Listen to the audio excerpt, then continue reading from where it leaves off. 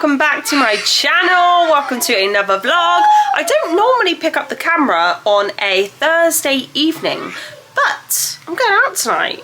I'm actually going to do something I don't know if it's pretty cool or pretty weird or pretty crap. I'm not sure. I'll let you know at the end of it.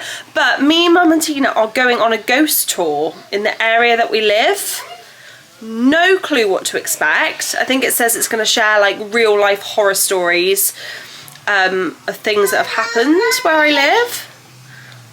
I'm kind of excited about it. So yeah, I thought I'd pick up the camera now, take you guys with us because it's Carnival night tomorrow and I'm out on the weekend. Don't know how much is going to be in this vlog, but I've got a lot going on. So I just thought I would pick you guys up and take you guys with me. I finished work, I'm at home, I'm cooking the kids tea and I'm just waiting for Mum to turn up and then we're going to go to Tina's. But yeah, come with us for however long this vlog is going to be and come and do some fun, exciting things with us.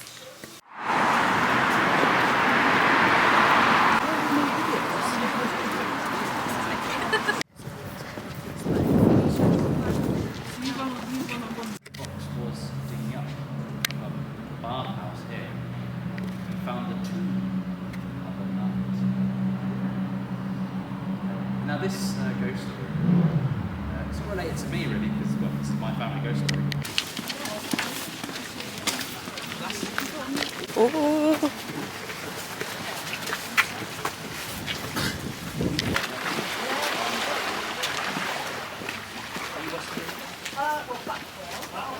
I kid you not. Oh, no. Are you vlogging?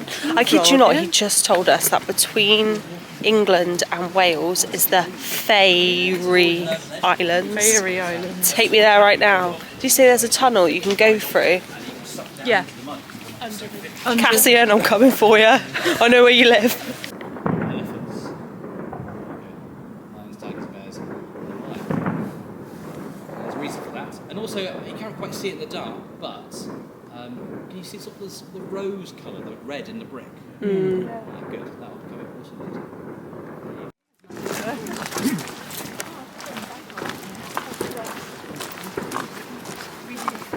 Carved into the water tower up there because that's the zoo. There was also an aquarium. It was a massive opulent house. And I say it was only one or two houses. The other one was over there. Touch it. What does he call it? Limestone. Limestone. Are we going to be connected? Touch it if you dare. It's so funny how we're on a tour of Weston Mare and I thought everywhere he would be taking us we would have obviously been before, but he's taken us to see so many things that we've never even seen before. I've just seen a really cool bridge where a police officer died by two burglars. What was the police officer's name? Arthur Pavey. And about Patty Parsons, the witch, and loads more really cool stories. But it's just really cool how we lived here forever and we've somehow managed to get lost. Yeah, it's really cool. Nice, haunted, nice. None that happens in Weston though.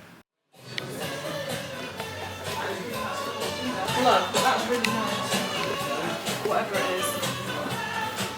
Okay, so I'm just editing the vlog back and I thought I would just jump on and just, what is that? Oh, still a bit freaked out. I thought I would just jump on and just explain the ghost hunt a little bit to you guys because I wasn't able to get much footage whilst I was there, obviously, because one, it was dark and you could barely see anything, and two, I didn't have the balls to just hold a camera in his face because he was like really good at what he was doing and I just didn't want to do it. It just didn't feel like the right time.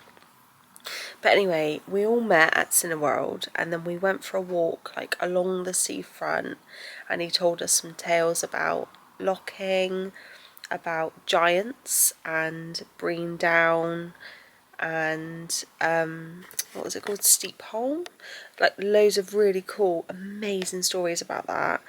Then we went to the Grand Pier and he told us some interesting things there. Can't remember what did he say.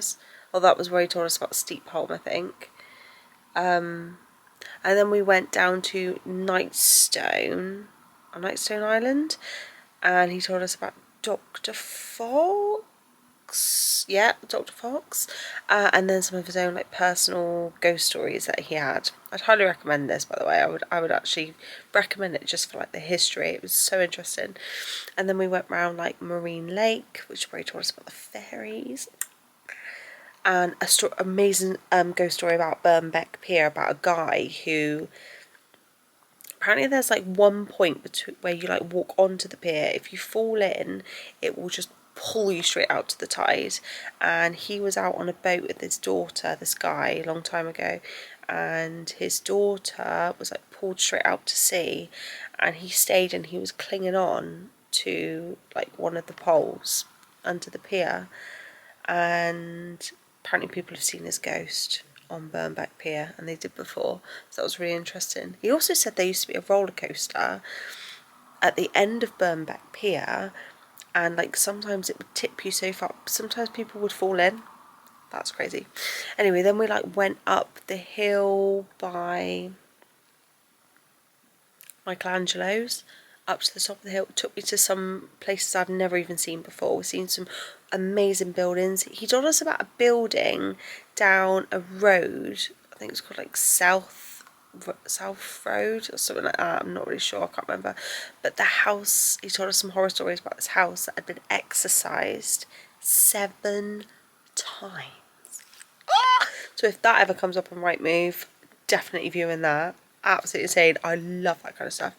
And then we went up to a cool little park, like kind of Bygrove Park, that area, back through town to the Blake Quay, back through the high street. Who's that?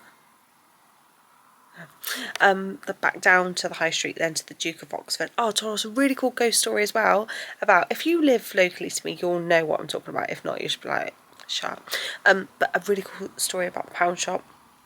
It was something like a long time ago, there was people working in there, or some guy was in there cleaning or something, and he heard some footsteps upstairs, and then he phoned someone and they said, what should I do? And they were like, well, duh, you phone the police. So he phoned the police came, they checked the whole of upstairs, there was nobody there, and then as they were about to leave, they heard the footsteps, so then they got their like police dogs in, sent the police dogs up to the top floor in Poundland, which used to be a church, by the way, which would explain why it would be haunted, because there's graveyards in churches. And the police dogs went up there and they legged it straight back down to their owners, howling. So Poundland could be haunted, which is quite fun. Yeah, then we went to the Duke of Oxford, which we then went to for a drink. I'm pretty sure he said as well that the Duke of Oxford has got like a huge cellar underneath, and if you are asked, they will actually give you a tour of the cellar.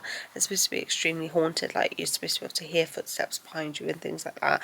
I said to Mum and Teen, should we go and ask now if we can go down to the cellar? And they were like, no. But maybe that's something we could do one day, who knows. But yeah, I just thought I would explain why the footage is a little bit weird, very, very choppy. But I just wanted to get a couple of clips because it was really, really cool, really different. I've never done anything like that before, and I definitely would do something like that again. It was really interesting. Took us to some really cool places. Oh, I forgot to tell you, we went in the graveyard as well by the church, and Mum heard something behind her say, hoo hoo. Oh, I think it's really funny, but it's also really, really cool. Also as well, when we were in the Duke of Oxford, if you like ghosts and things like that, you'll find this really interesting. So, one, we were just desperate to have a ghostly experience. We were looking for it. We went and sat upstairs completely on our own in the Duke of Oxford, because everyone else was downstairs, and it just felt more spooky upstairs. We were like, yeah, hell yeah, we're sitting up here. But I actually felt something knock underneath my chair, like through the bottom of my chair up to my bottom. 3 knocks. Nobody felt it. And then the second time it happened, because the chair was like a big, like, kind of sofa thing, Mum felt it too at the same time, so that was interesting. It wasn't like a shake or anything. It was a really stable chair. It was 3 knocks at the bottom of my chair. We heard like some clicking whilst we were up there. The lights kept flickering. That could have just been flickery lights. They could have done it all the time, I don't know, but that happened.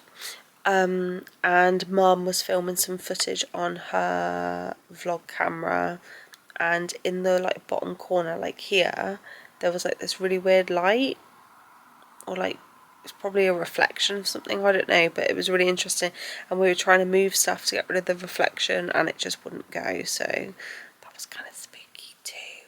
But yeah, no, it was a really, really fun night. Loved doing it with Mum and Tina. Definitely think we're going to do more things like that again. Yeah, it was just lovely. Right, after this clip, it's going to be the next day, and I think we're going to be on our way to the carnival. The Star ones. Hey guys, it's now the next day. I've done a whole day at work, and it's carnival day. We've just parked up. I'm with Stitch here, in Mumphy Stitch. And the boys are on the other side of the road. Mummy, We just crossed over from them because they're so annoying. I want to say something to them. Yeah. Hannah, Talking to family, we are walking in now to try and find our family amongst crowds of hundreds of people. They're outside Tesco somewhere, so we're just walking down now to go and find them to watch Weston Mare Carnival. I was gonna say I'm so excited. I don't know if I am excited. I must be excited to be here to drag 3 kids out into the rainy, cold night, so I must be excited. It's just tradition. It's just tradition.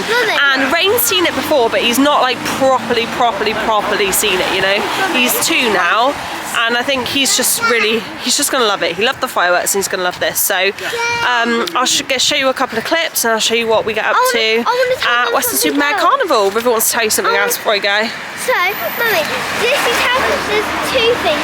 So, when you want to change your voice to say Hannah means family, you just go Hannah means family. But when you want to change your voice, means family. you nearly did it. I did. That was the closest I've ever got, to be fair. Also, like, as I was saying, so That's right. if you Hannah. stop. Sorry, did I just do it? No. Oh, Hannah means family. No, I can't do it. You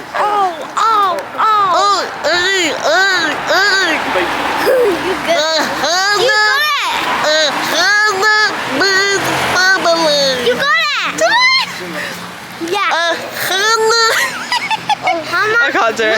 Oh, Hannah. So if you I can't do don't it. want to change your voice, you just go Hannah means family. Oh, Hannah means family.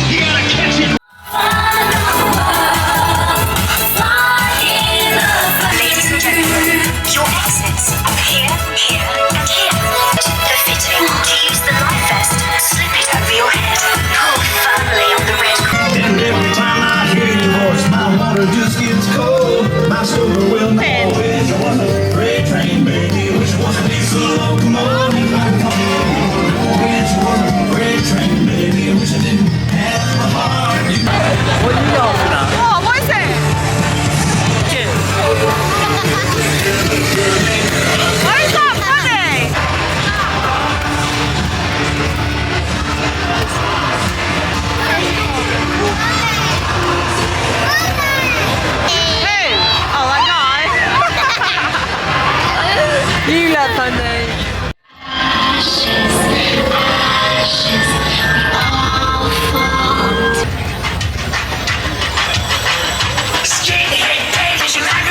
Everybody allergies and in the suit of the news. Everybody dog food. And all I wanna say is that they don't really care about us. Is that they don't really care about us.